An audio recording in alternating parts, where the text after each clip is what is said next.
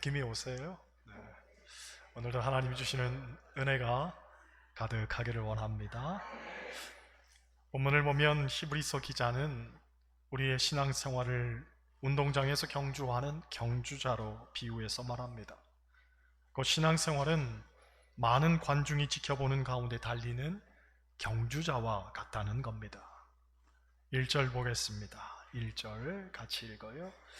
이러므로 우리에게 구름같이 둘러싼 허다한 증인들이 있으니 모든 무거운 것과 얽매이기 쉬운 죄를 벗어버리고 인내로서 우리 앞에 당한 경주를 하며. 아멘. 우리에게는 구름같이 둘러싼 허다한 증인들이 있다고 합니다. 여러분, 그들이 누구겠습니까? 아마도 먼저 천국에 간 믿음의 선배들을 일컫는 말일 겁니다. 사도들과 많은 순교자들과 또한 우리와 함께 신앙생활했던 사랑하는 이들입니다. 얼마 전 돌아가신 어숙자 권사님, 그보다 먼저 가신 권오규 권사님, 이을남 성도님, 최영환 장로님, 김차기 장로님 등등 그분들 모두가 지금 천국에서 우리를 지켜보는 증인들인 겁니다. 우리가 넘어지고 좌절하면 그곳에서 너무 안타까워서 가슴을 칠 것이고, 우리가 다시 일어서면 너무 기뻐서 박수를 칠 겁니다. 우리가 고독과 질병에 몸부림칠 때에는 힘을 내라고 두 주먹을 불끈 쥘 것이고, 우리가 다시 하나님을 바라보며 묵묵히 걸어갈 때에는 행복의 환한 미소를 지으며 가슴 벅차할 겁니다. 그렇습니다. 여러분, 우리는 혼자가 아닙니다. 우리에게는 구름같이 둘러싼 허다한 증인들이 있습니다. 비록 힘들고 어려워도 이겨내야 합니다. 우리의 승리가 그들의 승리고 우리의 승리가 하나님의 승리입니다. 그런 면에서 어쩌면 우리는 대표 선수라고 말할 수 있습니다. 한 나라를 대표하는 사람을 국가대표라고 하듯 우리는 그리스도인 대표입니다. 우리가 어떻게 사는지 모두가 지켜보고 있습니다. 그러니 이 경주에서 승리해야 하지 않겠습니까? 누구보다 잘 살아야 하지 않겠습니까? 그러면 이 경주를 잘 하려면 어떻게 해야 하는가? 본문은 세 가지를 말합니다. 첫째, 모든 무거운 것과 얽매이기 쉬운 죄를 벗어버리라고 합니다. 따라하시겠어요? 벗어버리자. 벗어버리자. 제가 제일 잘하고 즐겨하는 운동이 수영입니다. 그런데 수영 선수들은 스피드를 놓고 경주할 때에 0.001초를 단축하기 위해 최선의 노력을 기울이죠. 모자는 아주 가볍고 머리를 다 감싸주는 걸 쓰던지 아니면 아예 머리카락을 다 밀어버립니다. 팬츠도 중요 부분만 가릴 수 있을 만큼 아주 작은 옷을 입습니다. 보통 수영선수 팬츠는 작아도 너무 작기 때문에 그냥 입으면 안 들어가고 몸에 비누칠을 해서 억지로 잡아당겨야만 입을 수 있을 그런 정도입니다. 또 온몸의 털도 다 밀어버립니다. 왜냐하면 그 작은 하나가 결국은 차이를 만들어내기 때문에 저항이 생길 만한 것은 원천적으로 다 차단해버리는 겁니다. 마찬가지로 우리 그리스도인들도 믿음의 경주를 함에 있어서 적어도 우리를 무겁게 하는 것과 매이게 만드는 것이 무엇인가를 알아야 합니다. 그래야 그것 때문에 실패하지 않죠. 본문을 보면 우리를 무겁게 하고 얽매이게 만드는 것이 무엇이라고 말합니까? 바로 죄라고 말합니다. 죄가 우리의 경주를 방해한다는 거죠. 여러분, 인간은 도덕적이나 인격적으로 아무리 훌륭해 보여도 언제나 죄를 지을 개연성을 늘 갖고 있습니다. 심지어 저 사람은 법 없이도 살 사람이야 하고 우리가 생각하는 사람도 하나님 보시기에는 전혀 그렇지 않습니다. 그래서 성경은 의인은 없나니 하나도 없다고 하는 거죠. 주변을 보면 평생을 깨끗하고 존경스럽게 살아온 분이 어느 한순간에 처참한 죄인으로 무너지는 걸 볼 때가 있습니다. 설마 그 사람이 그럴까 싶지만 설마가 사람 잡는 거죠. 사람은 누구나 죄인이지 예외가 어디 있습니까? 그러므로 혹시 그 사람이 무너지더라도 너무 실망하지 마시기 바랍니다. 그것은 인간의 본질입니다. 우리가 착각하고 있을 뿐이죠. 게다가 나 자신에 대해서도 과신하면 안 됩니다. 내 마음 나도 모르는 게 인간의 실존이고 실상 내 마음을 나도 어쩔 수 없는 것이 인간의 한계입니다. 이것을 여실히 보여주는 게 바울의 탄식입니다. 로마서 7장 19절을 보면 바울은 이런 말을 합니다. 내가 원하는 바 선은 행하지 아니하고 도리어 원하지 아니하는 바 악을 행하는도다. 계속해서 바울은 24절을 통해 이렇게 절규합니다. 오호라 나는 곤고한 사람이로다. 이 사망의 몸에서 누가 나를 건져내랴? 이 사망의 몸에서 누가 나를 건져내랴? 이것은 비단 바울뿐만 아니라 우리도 삶 속에서 겪는 인생의 딜레마입니다. 여러분, 인간의 본질은 죄인입니다. 그래서 죄는 늘 우리를 따라다닙니다. 창세기 4장 7절을 보면 가인에 대한 이야기가 나오는데 하나님께서 가인에게 이런 말씀을 하십니다. 죄가 너를 원하나 너는 죄를 다스릴지니라. 죄가 너를 원한다는 겁니다. 즉 우리가 왜 죄를 짓습니까? 그것은 죄가 너를 원해서 그런 겁니다. 죄 짓는 사람들을 보십시오. 저의를 갖고 의도를 갖고 죄를 짓는 사람보다도 나도 모르게 죄를 짓는 사람들이 더 많습니다. 왜냐하면 내가 죄를 원한 게 아니라 죄가 나를 원했기 때문입니다. 실질적으로 우리도 죄를 짓고 난 다음에 내가 왜 그랬을까 하고 자책할 때가 많습니다. 그런데 다시금 말씀드리지만 여러분 기억하십시오. 내가 왜 그랬는지를 나도 모르는 건 당연합니다. 다만 죄가 나를 지목해서 따라온 것뿐입니다. 그러므로 우리가 죄에 매이면 안 됩니다. 성경을 보면 죄인은 쫓아오는 이가 없는데도 도망가고 불의한 자는 혼자 있을 때 오히려 운다는 말이 있습니다. 즉 자기의 죄로 인해서 마음이 늘 불안하고 그것으로부터 자유롭지 못하다는 거죠. 때문에 매인 것은 속히 풀어야 합니다. 그래야 인생의 문제가 해결이 됩니다. 성경은 말하기를 무엇이든지 땅에서 매면 하늘에서도 매이고 땅에서 풀면 하늘에서도 풀린다고 했습니다. 기도도 매인 것을 풀고 해야 응답을 받습니다. 죄를 품고 기도하면 응답이 없습니다. 예배도 이웃과 화해하고 형제와 화해하고 난 후에 드려야 하나님이 받으실 만한 예배가 되는 겁니다. 할렐루야. 둘째로 본문은 인내를 말합니다. 즉 신앙의 경주자는 인내하며 살아야 하는 겁니다. 여러분, 사람에겐 본능이 있습니다. 먹고 싶고 자고 싶고 갖고 싶은 것과 같은 본능이 있습니다. 물론 이것들은 하나님이 주신 것입니다. 하지만 그렇다고 해서 사람이 본능대로만 살 수는 없습니다. 사람들 모두가 본능대로만 산다면 세상은 뒤죽박죽이 될 겁니다. 심지어 교회도 엉망진창이 될 겁니다. 저마다 하고 싶은 대로 방종한다면 누가 교회를 다니고 싶어 하겠습니까? 여러분, 하나님은 사람에게 인내와 절제와 참음의 창조적 능력도 동시에 주셨습니다. 그리고 그 능력으로 세상을 잘 다스릴 것을 명령하셨습니다. 그러므로 특히나 신앙생활은 우리의 본능을 인내하는 것이 관건입니다. 왜냐하면 신앙생활은 나는 죽고 예수로 사는 일이기 때문에 필연적으로 우리의 본능에 대한 제어가 필요합니다. 이런 얘기가 있습니다. 어느 교회 집사님 셋이 낚시하러 바닷가에 놀러 갔습니다. 분위기가 무르익어가면서 서로 속마음을 털어놨습니다. 한 집사님이 말했습니다.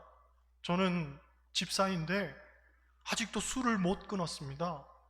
오늘도 낚시하러 오면서 가방에 술을 가져왔습니다. 아니, 옆에 있는 집사님이 말했습니다. 저는 여태껏 담배를 못 끊었습니다. 교회 갈 때도 담배 한 대 피우고는 양치질을 열심히 하는데 제 아내가 당신한테 담배 냄새나 하며 늘 뭐라고 합니다. 그 얘기를 듣고 있던 나머지 집사님 한 분이 이내 말했습니다. 저는 늘 입이 근질대는 걸 못 참습니다. 그래서 남이 말한 걸 들으면 꼭 다른 사람에게 불어버려야 속이 시원합니다. 그 얘기를 들은 두 집사님이 시험에 들어서 다시는 교회에 못 나오게 되었다는 전설 따라 삼천리가 전해져 옵니다. 그렇습니다. 사람에겐 누구나 절제하지 못하는 영역이 있죠. 중세 수도원에서 수도사를 훈련할 때에 무엇보다도 말의 절제를 제일 강조했다고 합니다. 그래서 수도사들은 침묵 기도를 하고 무건 수행을 즐겨 했다고 하죠. 어떤 분은 3년이나 말을 하지 않았다고 전해지기도 합니다. 생각해보면 이 얼마나 대단한 일이겠냐마는 또 한편으로는 얼마나 고통스러웠겠습니까? 하지만 그렇게 인내해야 하나님의 뜻을 이루는 겁니다.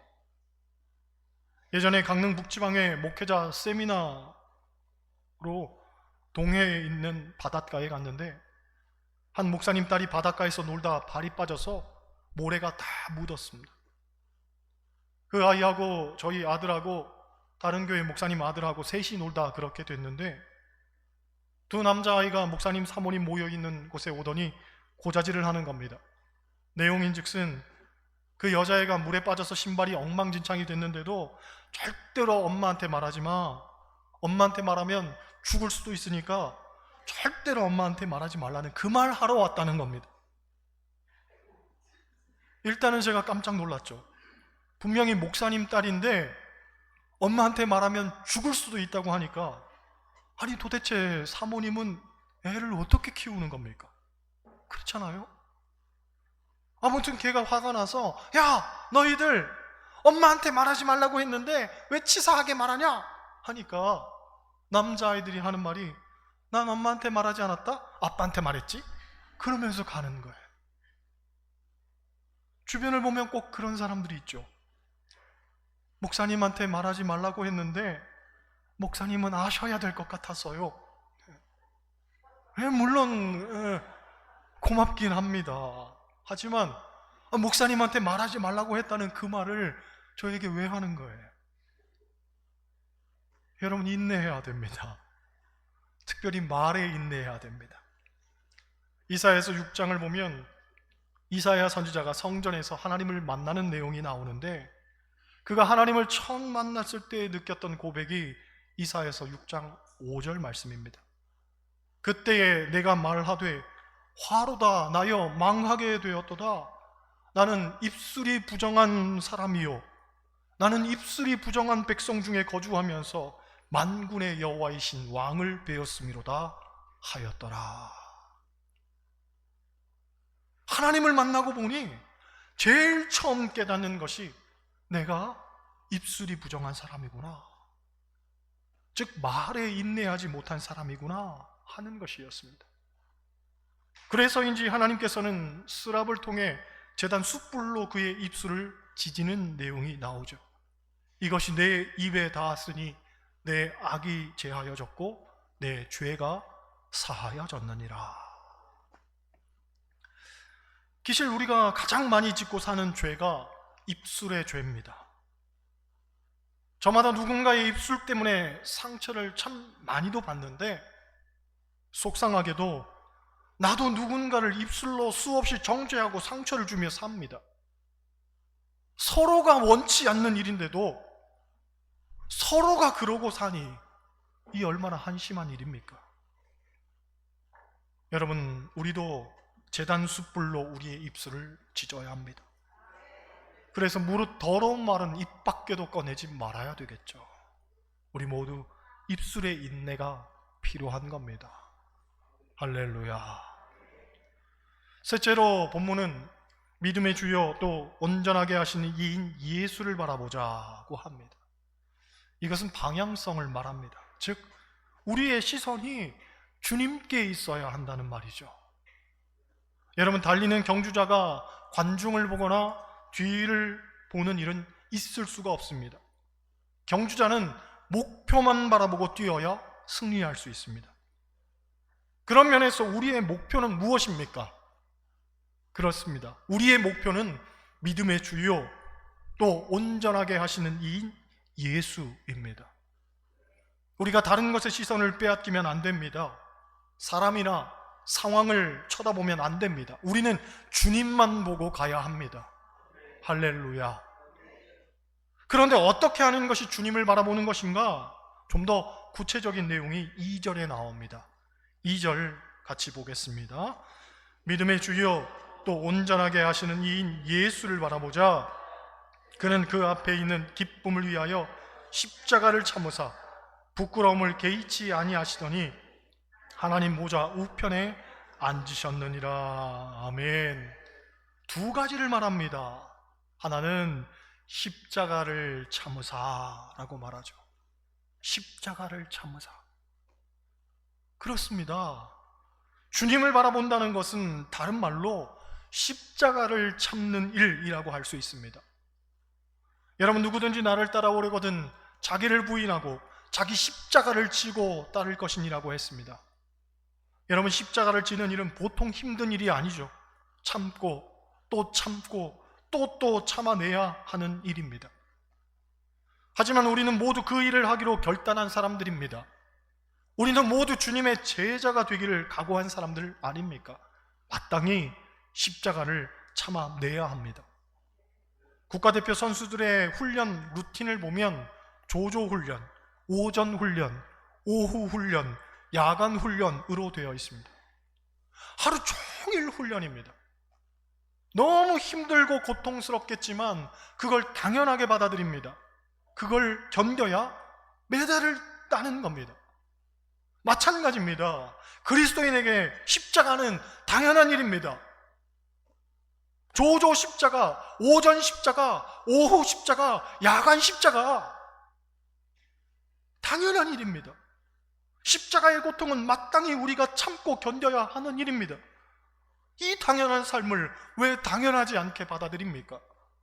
왜 조금만 힘들고 어려우면 자꾸 피하고 도망치려고만 하는 것입니까? 주님을 바라본다는 것은 영광만을 취하려는 것이 아닙니다. 먼저는 십자가가 있습니다. 그걸 참아내야 영광이 있는 겁니다. 또 하나, 부끄러움을 개의치 아니하시더니 라고 말하죠. 여기서 부끄러움은 나의 죄 때문에 생겨난 게 아닙니다. 예수님은 죄가 없으셨지만 억울하게 부끄러움을 당하셔야만 했습니다. 그런데 중요한 건 그 부끄러움을 개의치 않았다는 겁니다. 즉 예수님에게 중요한 건 하나님의 뜻을 이루는 것이었지 개인이 느끼는 수치와 수모가 아니었다는 겁니다. 여러분, 현대인들이 가장 견디기 어려워하는 감정이 억울함이라고 합니다. 곧 나로 인해 발생한 일이 아닌 것에 대해서는 절대로 받아들이지 않고 거부한다는 겁니다. 그런데 십자가가 뭡니까? 나 때문이 아닌 것이 십자가입니다. 어쩌면 가장 억울한 것이 십자가입니다. 그 부끄러움을 우리가 개의치 않아야 한다는 거죠. 그게 진짜 주님을 바라보는 것입니다. 그러니 정말 처절하고 어렵고 힘든 일이 주님을 바라보는 일이겠죠. 하지만 그 일을 하라고 우리를 부르신 겁니다. 요컨대 신앙의 경주는 정말 쉽지만은 않습니다. 하지만 그리스도인이라면 반드시 이루어야 할 과제입니다. 이 일을 혼자서 한다면 불가능에 가까울 겁니다. 하지만 우리가 함께라면 능히 해낼 수 있습니다. 여러분, 우리에게는 구름같이 허다한 증인들이 있습니다. 그리고 여기 아름다운 믿음의 동력자들이 있습니다. 우리 서로 손에 손을 맞잡고 믿음의 경주를 하기 원합니다. 모든 무거운 것과 얽매이기 쉬운 죄를 벗어버리고 인내로서 우리 앞에 당한 경주를 하며 믿음의 주여 또 온전하게 하시는 이인 예수를 바라보면서 종국에는 최후 승리하여 하나님 주신 면류관을 다 받았을 수 있기를 주님의 이름으로 간절히 축원합니다. 기도하겠습니다.